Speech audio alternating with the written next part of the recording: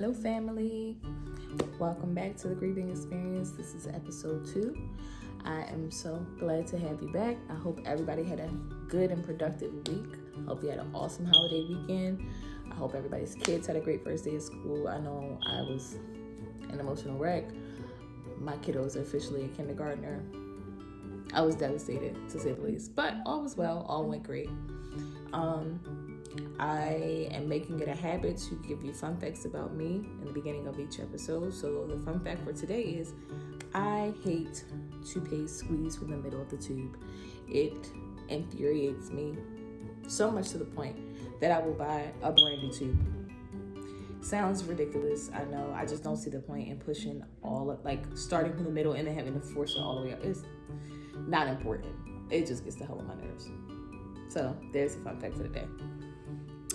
Today in episode 2, we will be touching on the different types of grief as a collective. Okay?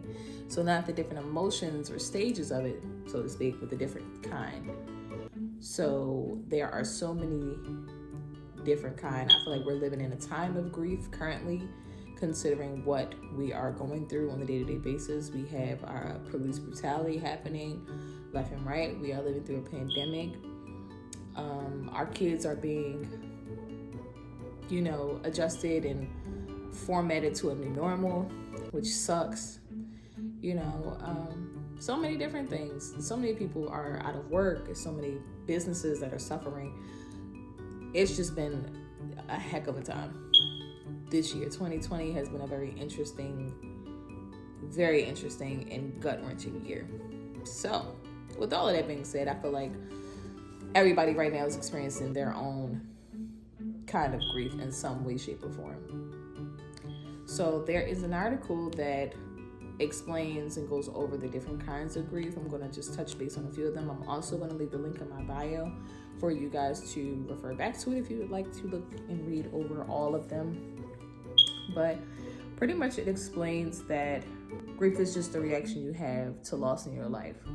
So the loss can refer to death, but it can also refer to loss of physical and cognitive abilities, like the loss of a routine or something that you're used to doing every day. This specifically relates to a lady I just had a conversation with in the market. She was an older lady, of course, not too much older, but she was explaining how it just was very hard for her to get older because she could not remember the very basic things of her everyday routine. It was hard for her to remember a lot of things. Like, she remembers the time where she would go to the market and not need a list, not have to write anything down, because she would remember everything. And it's very hard for her because now that she's getting older, she's forgetting a lot more stuff.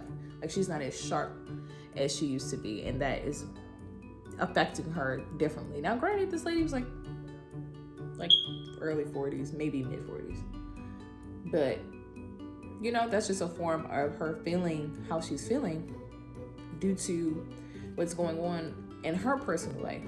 So that's how grief relates to a lot of us. Obviously, there's your normal grief, which is the obvious, your loss of a loved one, typically through death. So normal grief, as we know it, is your typical, oh my goodness, someone passed away, or someone, has gone to prison, or something along the line of, I have lost this person for either a great amount of time or permanently. There is delayed grief, which is in response to your reactions and emotions being delayed. Like, you hear it and you kind of don't assemble it into whenever that may be. You have complicated grief, which is usually due to traumatic or prolonged grief, series of events, whatever that may be. So, like, typically I can relate this. Prolonged for me, I would think would be like trials, like court trials, or deteriorating health. Things that are prolonged along, like watching a loved one that's like slowly but surely deteriorate and things like that. And then traumatic is traumatic. Anything traumatic, anything sudden, anything of any type of like, what the hell? That's the best way for me to relate to that. You have chronic grief. So that's feelings of hopelessness, a sense of disbelief that the loss is real, avoidance of any situation that kind of takes a physical effect on you. You have mass grief, which could be physical symptoms or negative behaviors, which they come off as something else, but internally are grief. You have distorted grief. You have exaggerated grief. You have secondary losses in grief, which can be, the loss can be affected in multiple areas of an individual's life, not just one specific area. You have collective grief. You have absent grief also. Absent grief is the number one type of grief we see throughout the African American culture, meaning that we feel for a little while, but a lot of what we feel is internal. It's not shown.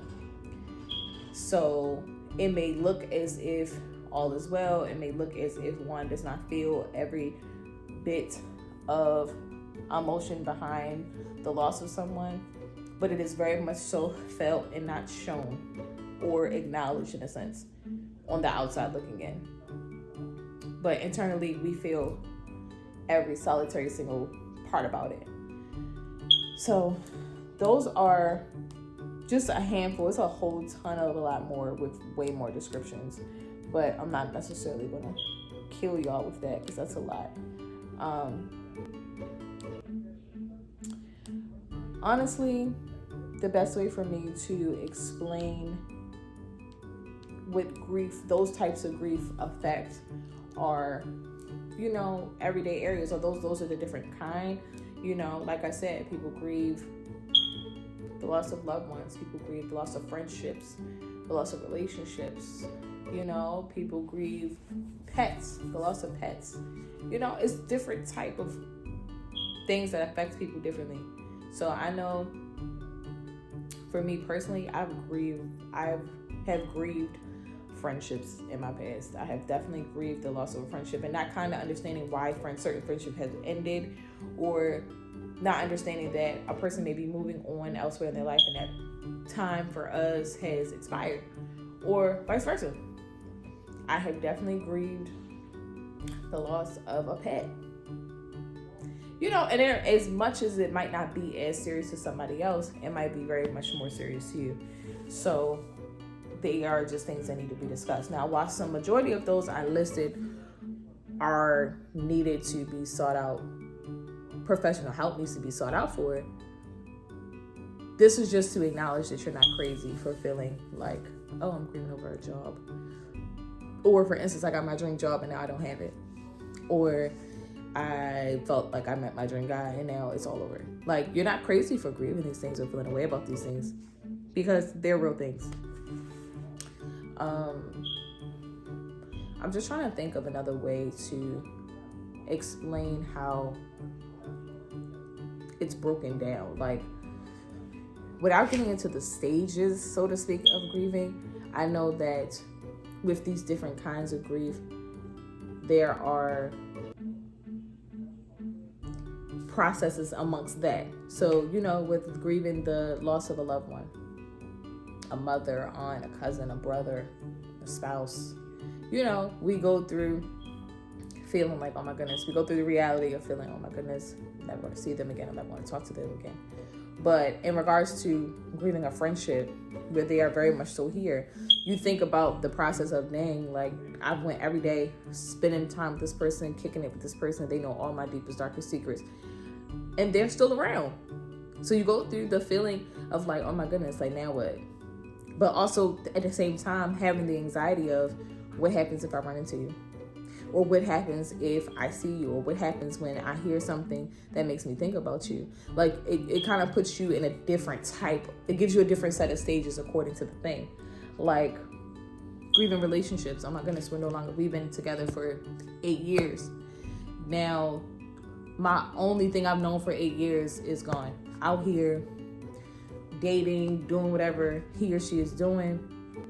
And I'm just here, depressed and devastated because I'm trying to get over a heartbreak that I probably shouldn't even have, but that's neither here nor there, but it just gives you a different set of feelings and different like a different process to go through, compared to an actual death or actual absence. Like, even than losing a pet. Like, I can give you my neighbor, for example. I have a neighbor, and he lost his dog. Now, he has told me he has been buying the same kind of dog for the past 20 years. One will die, and then he'll buy the exact same dog again, and then one will die. And so on and so on and so on. But it's a comforting thing for him. So, versus grieving the loss of a dog, all of this is out of grieving the loss of one dog that he lost in like the 60s. But instead of grieving about it, what he'll do is that he'll feel it and be like, oh man, that sucks, but I'm gonna go buy the exact same dog and take care of the exact same dog in remembrance of the dog that I lost in the 60s. Not something that I can understand or I can relate to, but that doesn't mean that doesn't work for him. So that, in a nutshell, that's really what grief is about. Is really your time, your process, your understanding, you knowing that this is what I'm doing because this is what I feel. This is what I'm doing because this is my way of comforting myself. This is my way of doing something that makes me feel like I'm okay. Because I know a lot of times on the outside looking in, like, people lose people. This is an everyday thing, especially where we live. We live in Baltimore City or Baltimore period, and we know that this is not the most people-friendly place to be.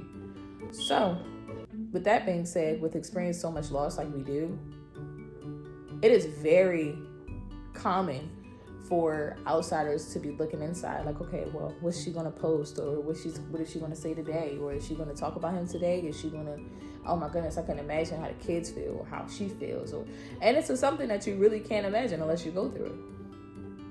A whole nother reason why I started this thing, because it's just like, it's an outlet for people who go through it and who feel it to feel it and experience it and not feel like they're alone and nobody gets it. Because it's a lot of people out here that get it, I'm more than sure.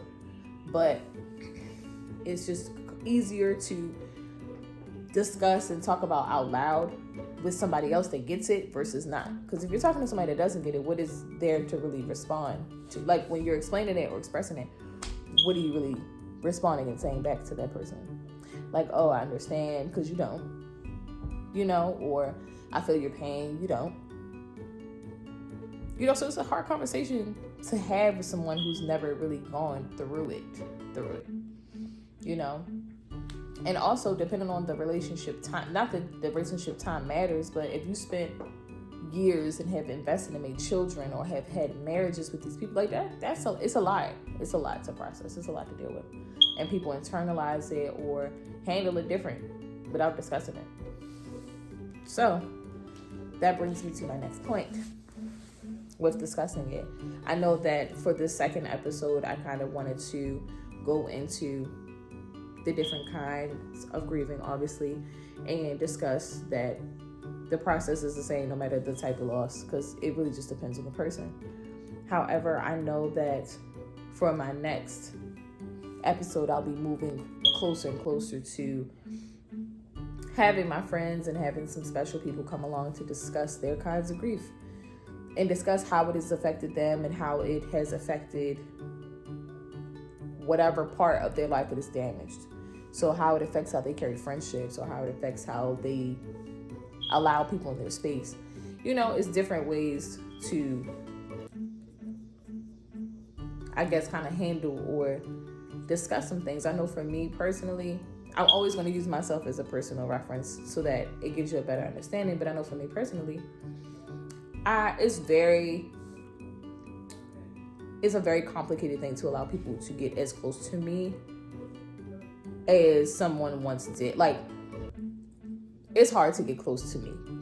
Like, close to me as in know my end all be, like, know every solitary single detail. I'm very reserved and closed off, so to speak. I know what to give and what not to give. I know what to share and what not to share. I know when to be present and when not to be present. But it really depends on the person. It depends on the person. And my biggest fear is getting close to somebody like that again and then not having them suddenly. So for me, that is what I suffer with the most, not allowing people to know me or get close to me in that way or in any way. My people that have been around me, but to just know, like, it's not an easy thing. And I know that at some point I'm going to have to, open up eventually. I know at some point I'm going to have to move a little differently to get different results. Like, I'm not going to speak certain things around my life because I know that in the long run, that's not what I want.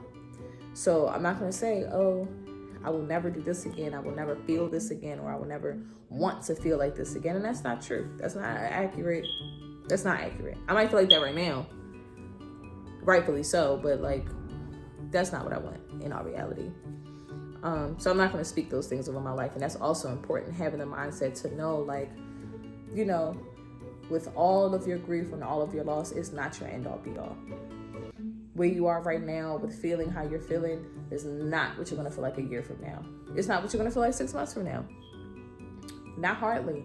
And I had to learn that firsthand too.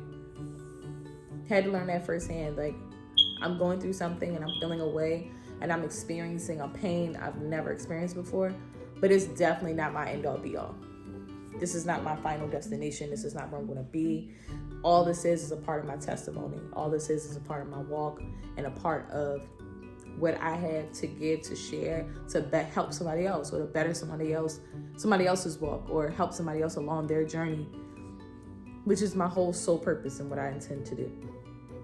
So, with that being said, I am most certainly going to have a special guest appear next week. Not going to tell you guys who that's going to be yet. So, you got to stay tuned. You guys are going to have to come back and find out. But I will tell you this. This is not something that is specifically related to women or to men or to older or younger. It's an open forum for whoever. I know a lot of guys have experienced grief too. I know elders that have experienced grief. I know young youth, like younger that has experienced grief. So this is an open forum for anyone. So please, by all means, you will see that there will be many, many, many different types of people to come along and assist with this. So stay tuned. I will see you guys next week. Peace and love, peace and blessings, and stay jazzy, stay cool.